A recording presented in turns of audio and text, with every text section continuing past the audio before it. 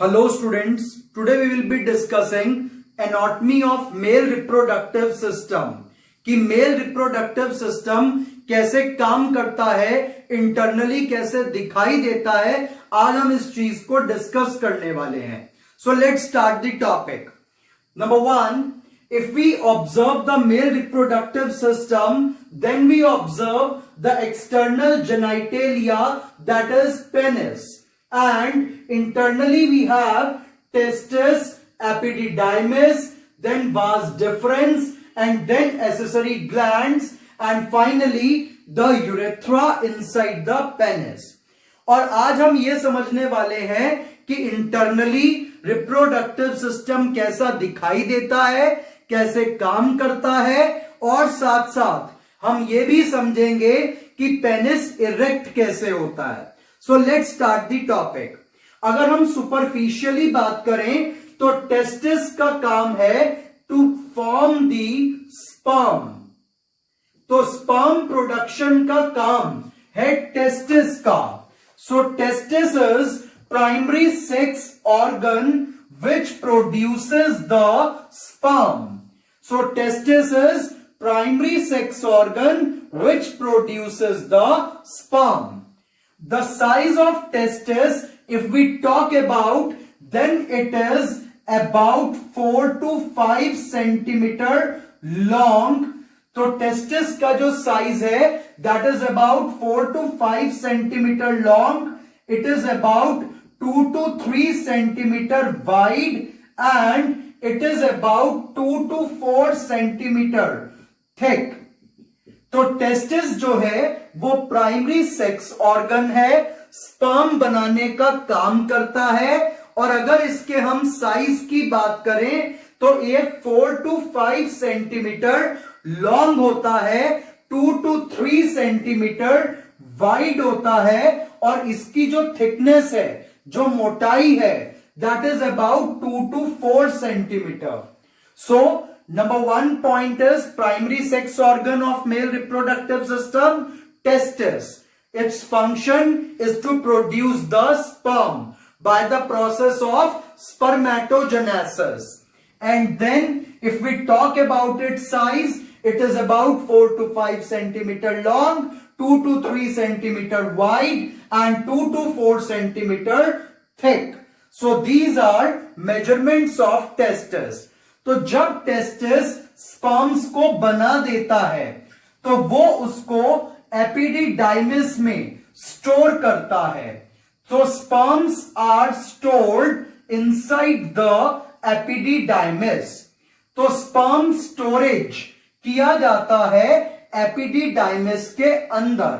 और अभी हम टेस्टिस और एपिडिडाइमिस के स्ट्रक्चर को डिटेल में डिस्कस करने वाले हैं, लेकिन उससे पहले आपको क्या समझना है कि टेस्टिस का काम है स्पर्म बनाना, और टेस्टिस के ऊपर एक 9 सेंटीमीटर लॉन्ग ट्यूब होती है जिसका नाम है एपिडिडाइमिस, और ये ट्यूब स्पर्म को स्टोर करती है।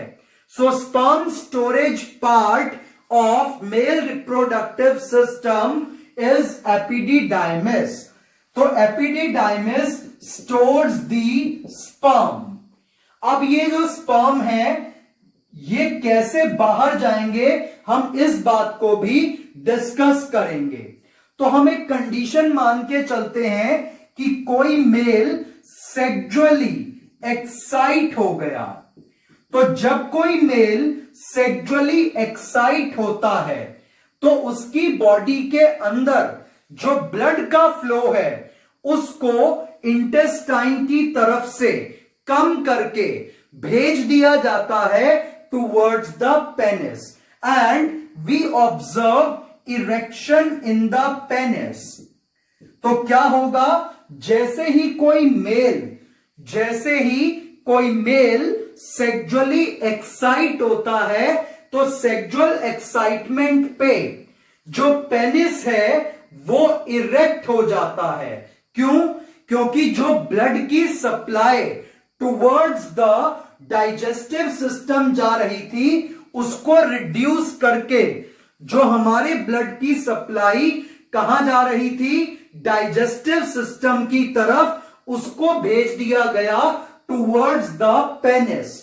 और पेनिस के अंदर 3 चैम्बर्स में एक टिश्यू होता है which is spongy in nature and it get फिल्स up with the blood. तो जो ब्लड डाइजेस्टिव सिस्टम में जाना था वो कहां आ गया? Towards the penis. और जब पेनिस के अंदर ब्लड भर जाएगा तो पेनिस इरेक्ट हो जाएगा विच इज रिक्वायर्ड फॉर कॉप्यूलेशन। तो जो पेनिस का इरेक्शन है वो कैसे होता है?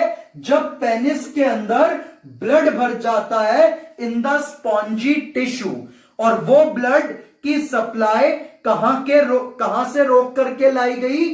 तो डाइजेस्टिव सिस्टम में जो ब्लड जाना था उसको लाया गया towards the penis and penis will get erect. तो ये एक सिंपल सा फिनोमिना है।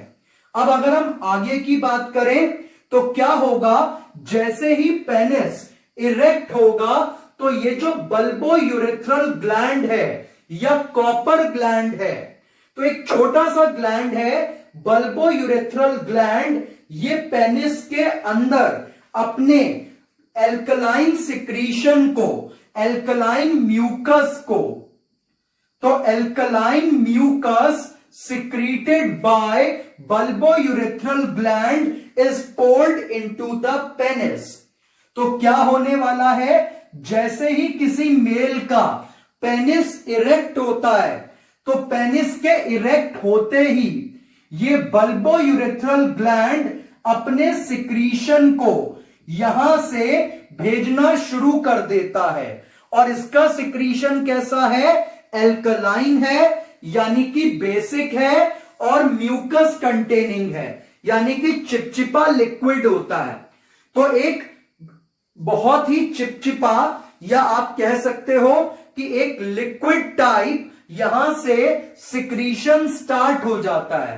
तो पेनिस के इरेक्ट होते ही जब यहां से लिक्विड निकलने लगेगा तो इस लिक्विड का काम होता है टू न्यूट्रलाइज द पेनिस।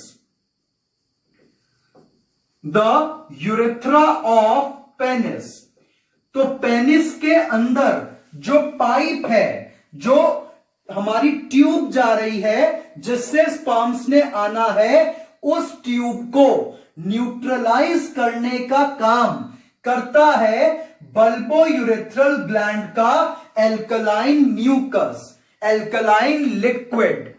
तो सबसे पहले क्या होगा? पेनिस इरेक्ट होगा। पेनिस के इरेक्ट होते ही बल्बोयूरेथ्रल ग्लैंड से एक बेसिक सॉल्यूशन आएगा। वो सॉल्यूशन इस यूरेथ्रा को, इस पाइप को न्यूट्रलाइज कर देगा, इस डक्ट को न्यूट्रलाइज कर देगा। और इसको न्यूट्रलाइज करने से क्या होता है? क्योंकि स्पर्म बेसिक इन नेचर होते हैं, तो अगर स्पर्म को बिना न्यूट्रलाइज करे इस ट्यूब से गुजार दिया गया तो बहुत सारे स्पर्म्स की डेथ हो सकती थी। तो स्पर्म्स को प्रोटेक्शन देने के लिए, स्पर्म्स को एसिड से बचाने के लिए इस ट्यूब को न्यूट्रलाइज किया गया। लेकिन ये ट्यूब एसिडिक हुई कैसे? क्योंकि इस ट्यूब से सारा दिन जितनी बार भी कोई मेल यूरिन जाता है तो इस ट्यूब के अंदर से यूरिन पास होता है, और urine is slightly acidic in nature, तो वो इस ट्यूब को क्या कर देता है? एसिडिक। लेकिन जब स्पर्म आने हैं तो स्पर्म के आने से पहले इस ट्यूब को क्या करना होगा? न्यूट्रलाइज। तो अगर हम अब तक की बात को समराइज करें तो बात क्या है? पेनिस से मेल क्या रिलीज करता है? यूरिन। और यूरिन क्या कर देता है? यूरेथ्रा को, यानी कि पेनिस के अंदर लगी हुई डक्ट को क्या कर देता है? Slightly acidic. और लेकिन स्पर्म्स एसिड में मर जाते हैं, तो स्पर्म्स के आने से पहले इस ट्यूब को क्या करना होगा? न्यूट्रलाइज। तो न्यूट्रलाइज करने का काम कौन करेगा? सिक्रीशन ऑफ बल्बोयूरेथ्रल और कॉपर ग्लैंड। तो अभी हमने क्या समझा कि सबसे पहले मेल का पेनिस इरेक्ट होगा, इरेक्ट होते ही बल्बोयूरेथ्रल ग्लैंड इसमें अपना सिक्रीशन डाल देगा और इसको न्यूट्रलाइज कर देगा। तो ये तो फर्स्ट फंक्शन था बल्बोयूरेथ्रल ग्लैंड का, and it is important for 1 mark. The next gland is prostate gland and the third gland is seminal vesicle. तो टोटल 3 ग्लैंड्स हैं। Number 1 bulbourethral, number 2 prostate and number 3 seminal vesicle. कि जिन glands का function हमें 1 mark से लेकर के 3 marks तक पूछा जाता है। तो अभी हमने सबसे पहले किसका फंक्शन समझा? बल्बोयूरेथ्रल ग्लैंड का। तो ये प्रोस्टेट ग्लैंड क्या करता है? It secretes enzymes. तो इसमें से एंजाइम्स निकलेंगे लाइक एमाइलेज, और एंजाइम्स के साथ साथ प्रोस्टाग्लैंडिन्स निकलेंगे, और साथ में स्पर्म को मोटिलिटी प्रोवाइड करने के लिए, उसको एक्टिव करने के लिए स्पर्म को न्यूट्रिएंट देगा citric acid, which act like a sperm nutrient and it is absorbed by sperms to get active. और ये जो सेमाइनल वेसिकल है, it secretes fructose which provides energy to the sperm. तो ये फ्रक्टोज प्रोड्यूस करेगा। Fructose के साथ साथ सेमाइनल वेसिकल प्रोस्टाग्लैंडिन्स भी सिक्रीट करता है और एंजाइम्स भी सिक्रीट कर सकता है। तो इसका काम है बेसिकली स्पर्म्स को फ्रक्टोज प्रोवाइड करना, और साथ साथ क्लोटिंग प्रोटीन्स भी प्रोड्यूस करता है। तो clotting proteins, fructose and prostaglandins are secreted by seminal vesicle.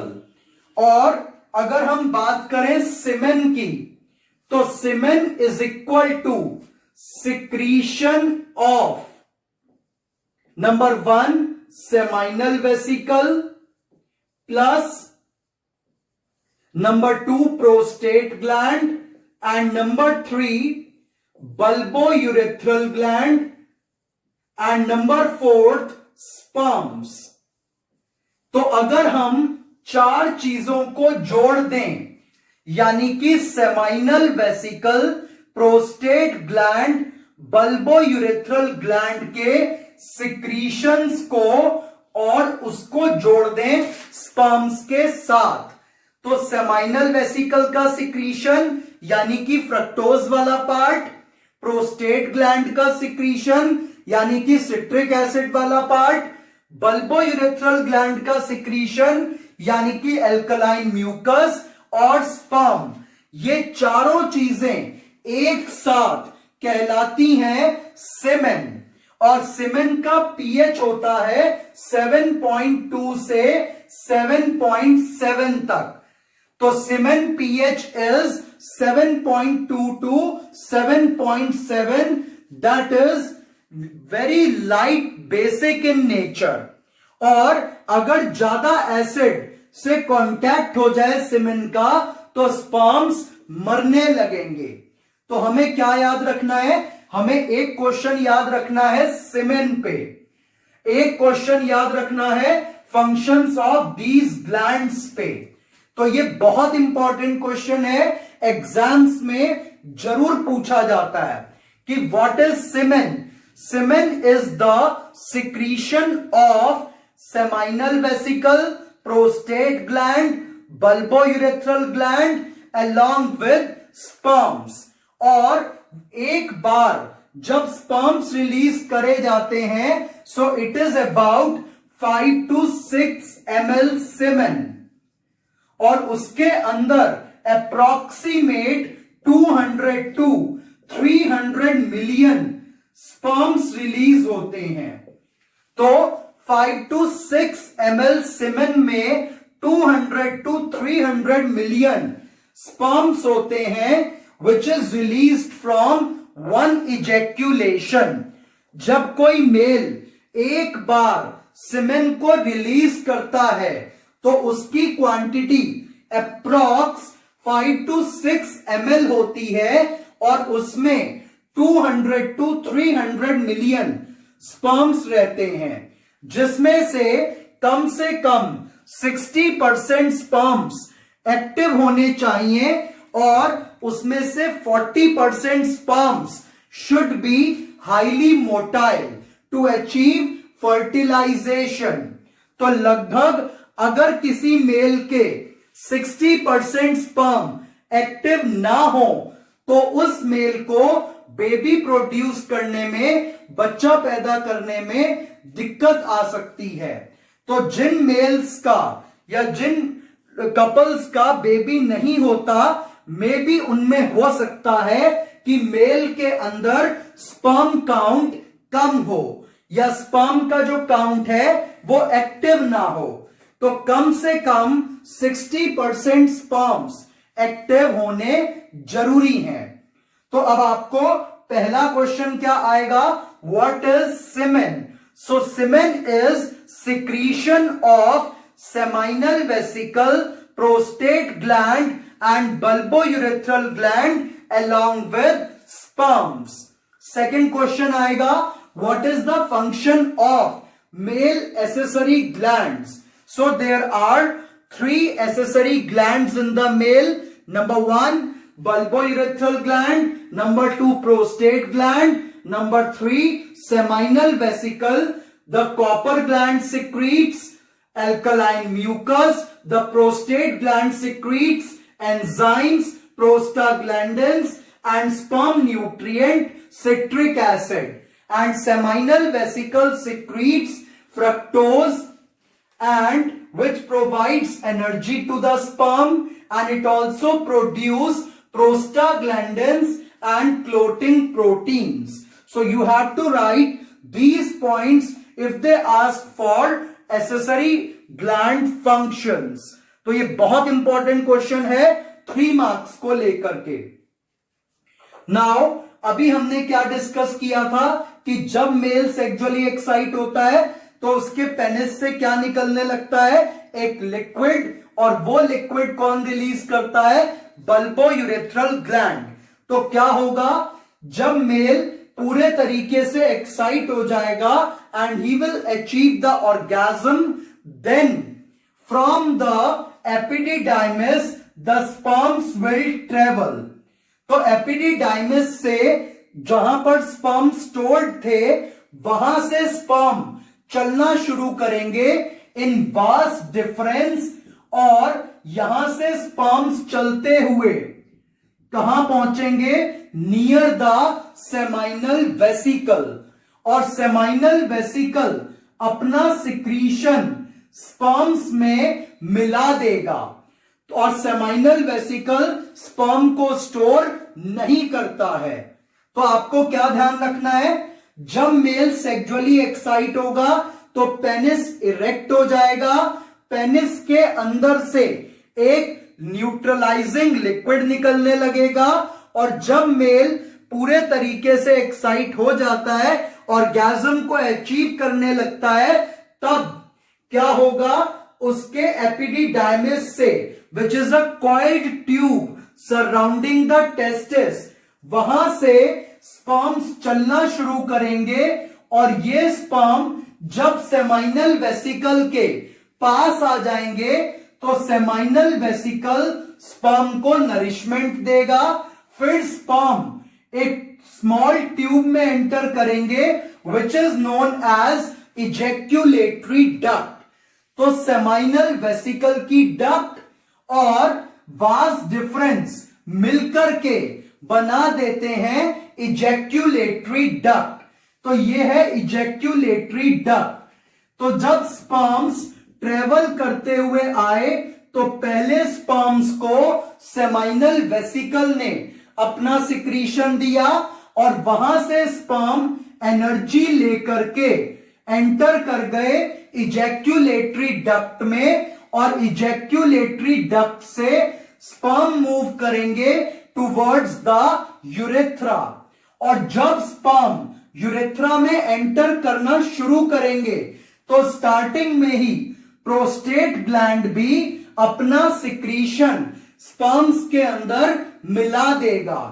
फिर कॉपर ग्लैंड भी अपना सिक्रीशन स्पर्म्स को दे देगा और यहां पर क्या बन जाएगा, semen, and this semen will come out from the penis urethra.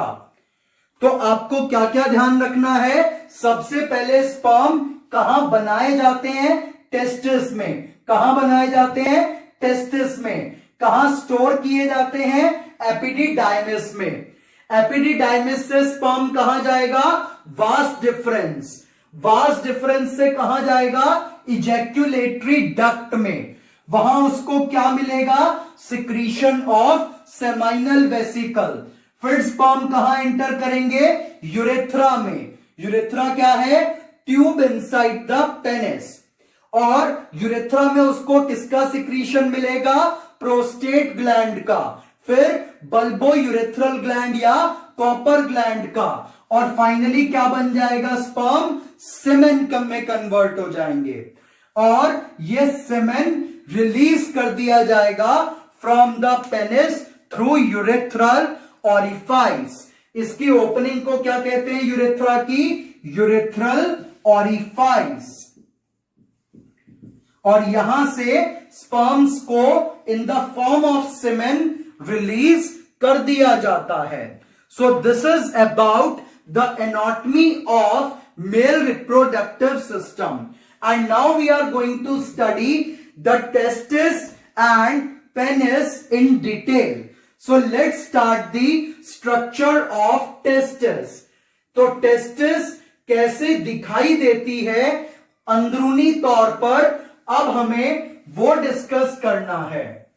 तो बहुत इंटरेस्टिंग टॉपिक है अगर ध्यान से समझेंगे तो देखिए, आपको एक बात यहां पर और बता रहा हूं। क्या होता है, यहां पर दो स्फिंक्टर्स होते हैं, एक्सटर्नल एंड इंटरनल स्फिंक्टर्स। और इन स्फिंक्टर्स का या इन वॉल्व्स का काम होता है कि एक टाइम पे या तो आएगा सीमेन या आएगा यूरिन। तो जब यूरिन आना होता है तो यूरिनरी ब्लैडर को यहां से ब्लॉक कर दिया जाता है कि ताकि यहां से यूरिन ना आए।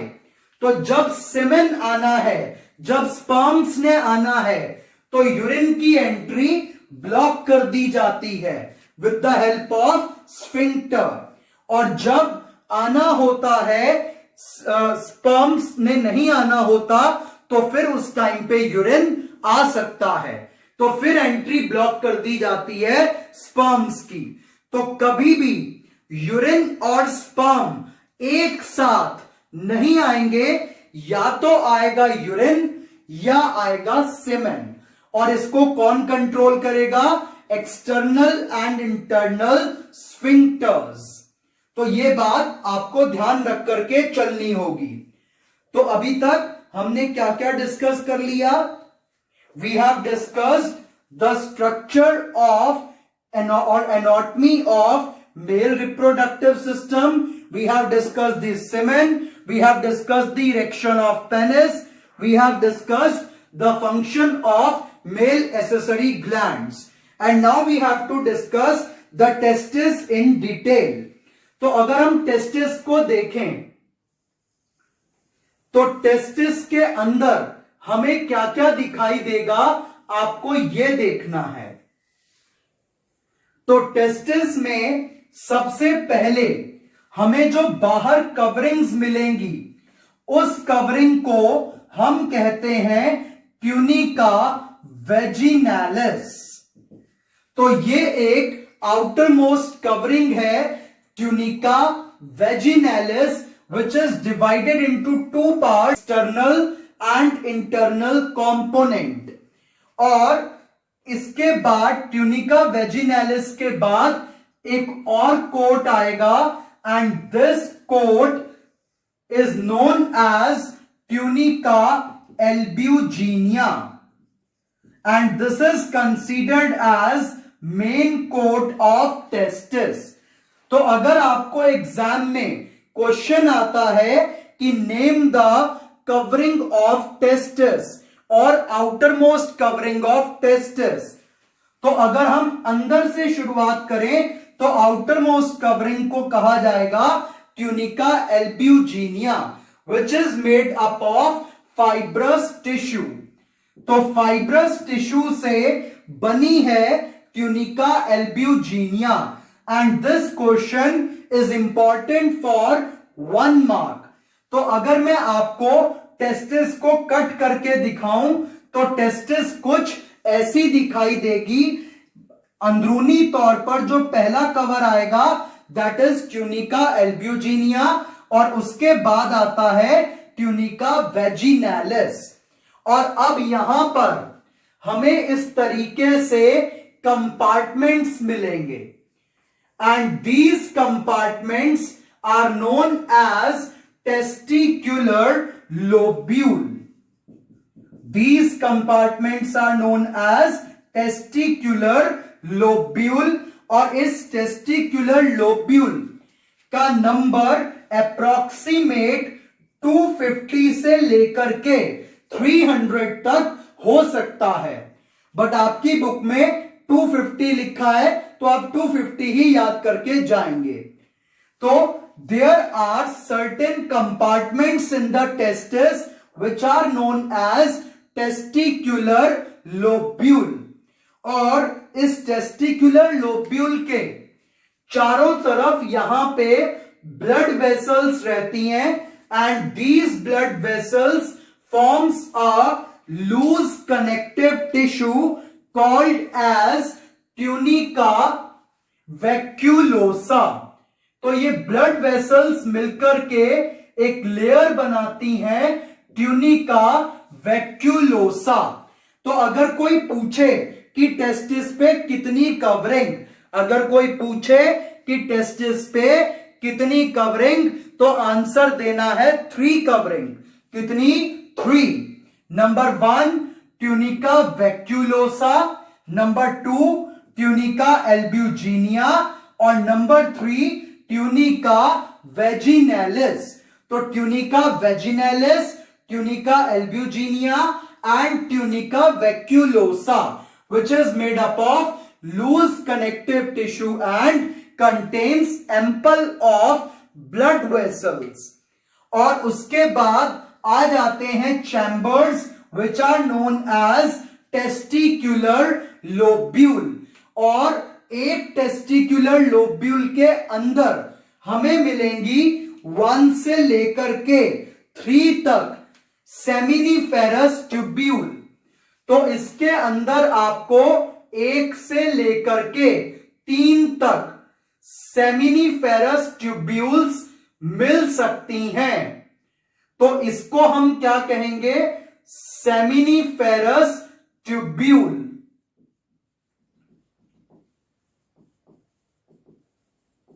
तो ये इसके अंदर मैं एक ही बना रहा हूं ताकि आपको अच्छे से समझा पाऊं। तो 1 से लेकर के 3 तक सेमिनिफेरस ट्यूब्यूल्स हो सकती हैं inside the 1 testicular lobule.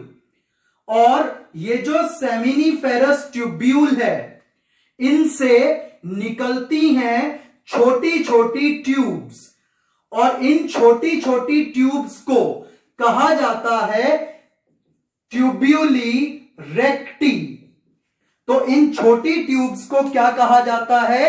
ट्यूब्यूली recti. और ये लगभग 500 या 700 तक ट्यूब्यूली रेक्टी होती हैं।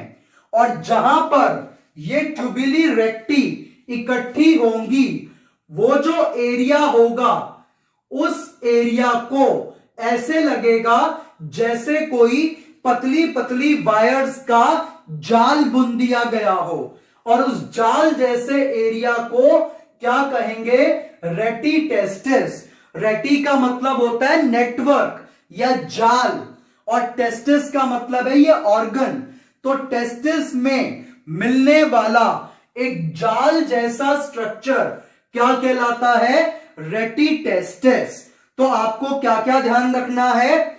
सबसे पहले 3 coat, tunica vasculosa, tunica albuginea and tunica vaginalis. फिर आएगा कंपार्टमेंट कॉल्ड टेस्टिकुलर लोब्यूल। फिर टेस्टिकुलर लोब्यूल में क्या होंगी? सेमिनिफेरस ट्यूब्यूल, और सेमिनिफेरस ट्यूब्यूल से निकलने वाली पतली पतली ट्यूब्स को क्या कहेंगे? Tubuli recti. और ये ट्यूबुली रेक्टी जो है लगभग 200 से लेकर के 250 से लेकर के 750 तक हो सकती हैं। और ये मिलकर के आप इमेजिन करके देखिए, अगर कहीं पर एक पॉइंट पे 700 वायर्स को छोड़ दिया जाए तो वो पॉइंट एक जाल जैसा लगेगा वायर्स का। तो यहां भी ये पतली पतली ट्यूबुली रेक्टी का एक जाल बन जाता है, और उस जाल को क्या कहेंगे? रेटिटेस्टिस।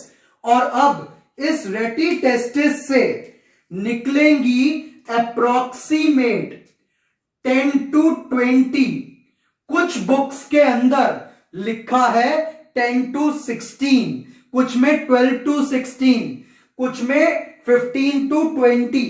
तो हम एक अप्रॉक्स नंबर ले लेते हैं 10 to 20। तो 10 से लेकर के 20 तक ये ट्यूब्स निकलेंगी, and these tubes are going inside a highly coiled tube which is known as epididymis, and these 10 to 20 tubes are known as vasa efferentia, और इनके अंदर लगा होता है सीलिया जो स्पर्म को आगे की तरफ धकेलने का काम करता है। तो हमने अभी ये एपिडिडाइमिस देखा था जिसका काम था स्पर्म को स्टोर करना, और स्पर्म इसके अंदर मैच्योर भी किए जाते हैं। तो अगर हम बात करें तो एपिडिडाइमिस को 3 पार्ट्स में डिवाइड किया जाता है। The uppermost part is known as caput. ये पार्ट थोड़ा सा ब्रॉड होता है and it is known as caput. फिर बीच वाला पार्ट कहलाता है कॉर्टेक्स, और नीचे वाला पार्ट कहलाता है कॉर्डल, यानी कि टेल पार्ट, क्योंकि कॉर्डल मींस लास्ट या टेल पार्ट। तो आपको क्या ध्यान रखना है? सबसे पहले 3 कोटिंग, फिर chamber, testicular lobule. Testicular lobule में 1 से लेकर के 3 ट्यूब जिनका नाम क्या है? Seminiferous tubule. और ये सेमिनिफेरस ट्यूब्यूल के अंदर क्या बनाया जाएगा? स्पर्म। और सेमिनिफेरस ट्यूब्यूल से स्पर्म कहां जाएगा? ट्यूब्यूली रेक्टी में, और ट्यूब्यूली रेक्टी से रेटिटेस्टिस में, रेटिटेस्टिस से वासा एफ्रेंशिया में, और वासा एफ्रेंशिया उसको कहां भेज देगा?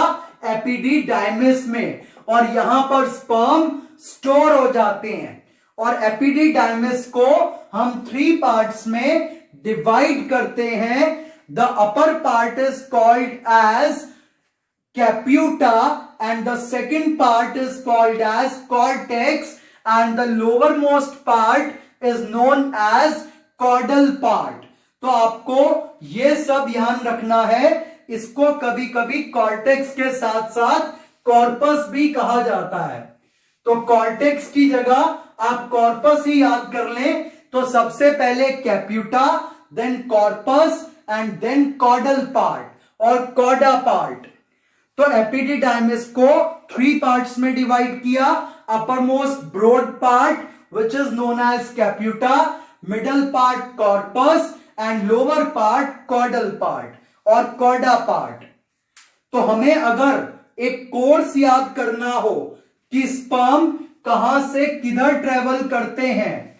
तो सबसे पहले कौन सा पार्ट आ जाएगा? सबसे पहले आएगा सेमिनिफेरस ट्यूब्यूल, वहां से ट्यूब्यूली रेक्टी, ट्यूब्यूली रेक्टी से अगर हम चले तो रेटिटेस्टिस, रेटिटेस्टिस से वासा एफरेंशिया, और वासा एफरेंशिया से अगर देखें तो एपिडिडाइमिस, और एपिडिडाइमिस से वास डिफरेंस, और वास डिफरेंस से इजैक्यूलेटरी डक्ट, और इजैक्यूलेटरी डक्ट से urethra. So this will be the course of sperm, कि स्पर्म कहां से कहां पर ट्रेवल करता है. और अब आपको एक चीज और समझनी है, जो हमारे पास सेमिनिफेरस ट्यूब्यूल है, सेमिनिफेरस ट्यूब्यूल के अंदर दो टाइप के सेल्स पाए जाते हैं. यहां पर हैं sperm mother cells called spermatogonia. So these are sperm mother cell, जो क्या बनाने का काम करेंगे? स्पर्म्स को. और यहीं पर लगे होते हैं specialised cell called as Sertoli cell और नर्स सेल. ये जो सर्टोली सेल है या नर्स सेल है, इसके टोटल 4 फंक्शन हैं. पहला कि ये स्पर्म को न्यूट्रिशन प्रोवाइड करेगा. तो सर्टोली सेल के टोटल 4 फंक्शंस हैं. Number 1, it provides nourishment to the sperm. Number 2, it release anti Mullerian factor, AMF, anti Mullerian factor, जो कि मेल्स में ओविडक्ट बनने से रोकता है. And number 3, it secretes androgen binding protein. And number 4, it acts as blood testis barrier. तो ये sperms को ब्लड के कांटेक्ट में आने भी नहीं देता है. तो इसके टोटल 4 फंक्शंस हैं सर्टोली सेल के या नर्स सेल के, कि ये स्पर्म को नरिशमेंट देता है, मॉडिफाई करने में हेल्प करता है, उसके वेट को भी रिड्यूस करता है. स्पर्म के वेट को हल्का करने का काम भी बाय सकिंग एक्स्ट्रा साइटोप्लाज्म, वो काम भी किसका है? सर्टोली सेल का. तो ये स्पर्म को नरिशमेंट देगा, स्पर्म को मॉडिफाई करेगा, स्पर्म का वेट रिड्यूस करेगा बाय सकिंग एक्स्ट्रा साइटोप्लाज्म, और ये सिक्रीट करेगा anti Mullerian factor which stops the formation of oviduct in males, and it secretes androgen binding protein. It acts as blood testicle barrier. So these are functions of Sertoli cell present in the seminiferous tubule. और अब इन seminiferous tubules के बीच में भी specialized cells होते हैं which are known as Leydig cell और interstitial cell, और ये सिक्रीट करते हैं मेल सेक्स हार्मोन टेस्टोस्टेरोन. तो आपको क्या ध्यान रखना है कि सेमिनिफेरस ट्यूब्यूल्स के बीच में मौजूद हैं लेडिग सेल या इंटरस्टिशियल सेल, जो क्या प्रोड्यूस करते हैं? मेल सेक्स हार्मोन टेस्टोस्टेरोन, जिसके 2 फंक्शंस हैं. एक कि टेस्टोस्टेरोन जो है स्पर्म प्रोडक्शन में हेल्प करेगा और मेल के सेकेंडरी सेक्सुअल कैरेक्टर्स को मेंटेन करेगा. So we have to learn all these points in this topic. Thank you.